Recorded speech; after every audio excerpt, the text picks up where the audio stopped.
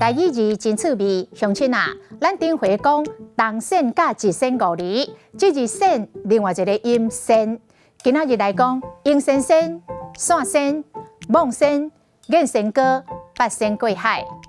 阴线线很闲没事做，隔壁太太囡仔拢离开手咯，即摆拢阴线线，唔知要创啥。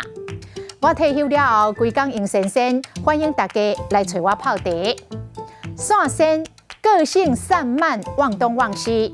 你这颗线线，物件摕一项放一项，敢袂使较尽心咧？伊迄个人两讲，线线袂够重点。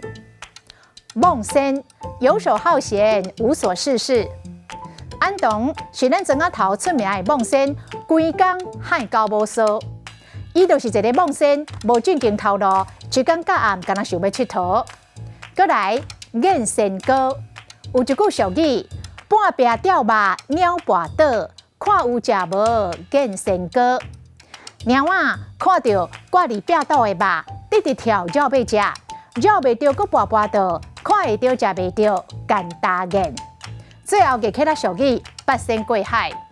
8位仙人为着要渡海去参加环桃大会，是拼尽全力登本顶，所以八仙过海就是各显神通。